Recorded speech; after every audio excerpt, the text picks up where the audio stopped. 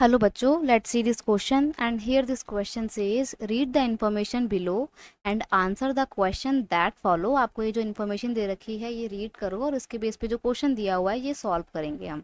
तो पहले रीड करते हैं हम हमारी इन्फॉर्मेशन को। Starting around 1991 some far reaching changes in policy were made in India. 1991 के बाद से इंडिया की पॉलिसी में बहुत सारे चेंजेस ऑब्जर्व किए गए। The government decided that the time had come for Indian producer to compete with producer around the globe। Government को ये रियलाइज हो जाता है कि अब समय आ गया है कि इंडिया के प्रोड्यूसर भी इंटरनेशनल मार्केट में ग्लोबल लेवल पर क्या करें, कॉम्पिटिट करें। It felt that competition would improve the performance of producer.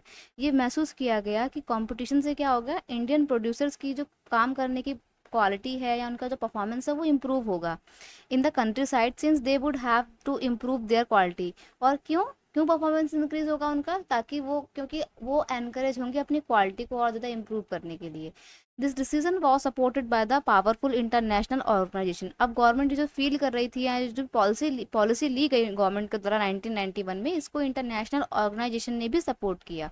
Thus barriers on foreign trade and foreign investment were removed to a large extent। और इसी policy के दिशा में फॉरेन ट्रेड और फॉरेन इन्वेस्टमेंट के ऊपर जो बैरियर्स लगे हुए थे उनको काफ़ी हद तक रिमूव किया गया, हटाया गया। This mean that the goods could be imported and exported easily. इसका मतलब ये था कि अब सामान को ईजिली एक्सपोर्ट और इम्पोर्ट किया जा सकता है। And also foreign companies could set up factories and office here. और साथ ही साथ जो फॉरेन कंपनी हैं वो भी अलग अलग देशों में जाकर अपनी फैक्ट्रीज एंड ऑफिस सेटअप कर सकते हैं। इनफैक्ट इंडिया में भी सेटअप कर सकती हैं। ये डिसीजन इंडियन गवर्नमेंट के द्वारा लिया गया 1991 में। तो ये तो था आपका पूरा इन्फॉर्मेशन। अब देखते हैं हमसे क्वेश्चन क्या पूछा गया था। क्वेश्चन है which of the following are the advantages of removing these trade barriers. जो ट्रेड बैरियर्स लगाए गए थे इनको रिमूव करने के पीछे क्या एडवांटेजेस थे, क्या लाभ मिल रहा था ट्रेड बैरियर को हटा के। देखिए ट्रेड बैरियर क्या होते हैं। ट्रेड बैरियर का एग्जांपल मैं आपको दूं, टैक्स। टैक्स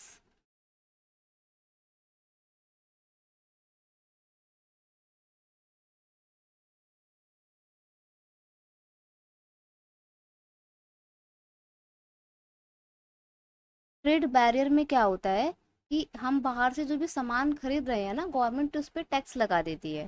तो टैक्स जो है वो ट्रेड बैरियर का एक एग्जांपल है। बेसिकली ये वो रिस्ट्रिक्शन होती हैं जिसकी मदद से हम क्या करते हैं, बाहर के देशों से आने वाले इंपोर्ट को रोकने की कोशिश करते हैं। अब जब हमने ये ट्रेड बैरियर रिमूव कर दिए, पहली बात तो ट्रेड बैरियर को रिमूव करने का प्रोसेस, जो उसको रिमूव करते हैं ना ट्रेड बैरियर को, इसको क्या बोला जाता है, इसको बोला जाता है लिबरलाइजेशन। ठीक है, removal of trade barriers and taxes from the foreign investment and foreign trade is known as liberalisation. ठीक है, ये आपको बात याद रखनी है, लिबरलाइजेशन क्या होता है। अब जब ये फॉरेन ट्रेड के ऊपर से बैरियर्स हटाए गए तो इसका क्या फायदा मिला। तो ऑप्शन है आपके, increase in foreign direct investment. अब जो फॉरेन डायरेक्ट इन्वेस्टमेंट थी जिसको क्या बोलते हैं, जिसको बोला जाता है एफडीआई। एफडीआई बहुत जनरली आपने सुना होगा, एफडीआई फॉरेन डायरेक्ट इन्वेस्टमेंट, ये क्या होती है, इंक्रीज हो जाता है। Liberalisation remove the lengthy process of trade. Liberalisation की वजह से जो ट्रेड का एक लेंथी प्रोसेस था वो भी हट गया। Reducing the monopoly of public sector. और जो पब्लिक सेक्टर की मोनोपोली थी कि सब कुछ सारा का सारा काम गवर्नमेंट के अंडर में ही होगा, जो भी सरकारी कंपनियां हैं या पब्लिक फैक्ट्री हैं वही सारा काम करेगी, उन्हीं की मोनोपोली चलेगी, ये भी हट गई थी अब जब से ट्रेड बैरियर्स हटे। यहाँ ऑल ऑफ द अबव। देखिए यहाँ पर ये सारे ही बिल्कुल सही आंसर हैं। सही आंसर इसलिए हैं, ऑप्शन डी आपका सही आंसर इसलिए है क्योंकि देखो लिबरलाइजेशन आता है तो ट्रेड में से जो बैरियर लगे होते हैं, जो टैक्स होते हैं ना, वो हट जाते हैं।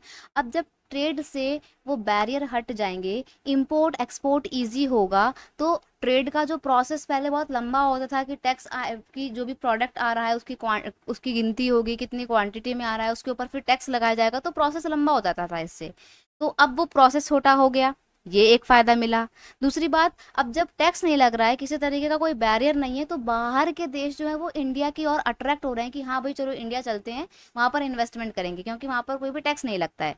तो ये भी इसका बहुत अच्छा एग्जाम्पल है। और देखो, जितना फॉरेन डायरेक्ट इन्वेस्टमेंट होगा उतना ही इंडिया में एम्प्लॉयमेंट जनरेट होगा, और जितना एम्प्लॉयमेंट जनरेट होगा उतना ही इंडिया की इकोनॉमी को फ़ायदा पहुंचेगा।